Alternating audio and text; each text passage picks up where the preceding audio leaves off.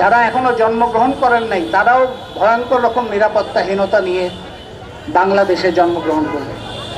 এই রকম একটা মহাবিপদের চুক্তি গত অন্তর্বর্তী সরকার স্বাক্ষর করেছে। স্বাক্ষর করেছে কার সাথে? যুক্তরাষ্ট্রের সাথে। কেউ যদি বাংলাদেশকে স্বাধীন সার্বভৌম হিসেবে দেখতে চায় বা অন্য যে কোনো দেশের আধিপত্য থেকে বের করতে, তাকে পরিষ্কারভাবে বলতে হবে যে আমরা ওয়াশিংটনের আধিপত্য, দিল্লির আধিপত্য, ইসলামাবাদের আধিপত্য, বেইজিং এর আধিপত্য, কোনো আধিপত্যই মানব না। মস্কোর আধিপত্য, বাংলাদেশের জায়গায় থাকবে। বাংলাদেশ স্বাধীন সার্বভৌম দেশ হিসেবে সে তার নিজস্ব মেরুদণ্ড তৈরি করবে, তার ভিত্তি তৈরি করবে। সম্পদ থাকলেই হয় না, ক্ষমতা থাকলেই হয় না।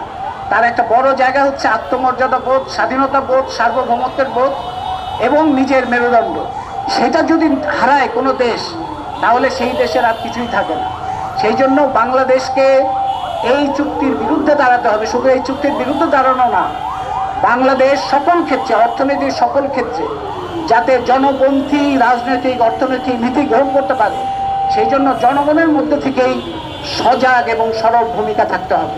জনগণ যদি নিষ্ক্রিয় থাকে, জনগণ যদি ওই কোনো এই নেতা সেই নেতার উপরে নির্ভরশীল থাকে, তাহলে বাংলাদেশ এই বিপদ থেকে বাঁচতে পারবে না।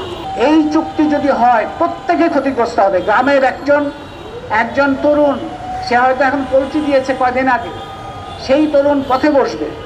বাংলাদেশের একজন তরুণী, সে হয়তো নতুন একটা ব্যবসা খুলেছে হ্যান্ডিক্রাফটস এবং অন্যান্য নিয়ে, সে পথে বসবে।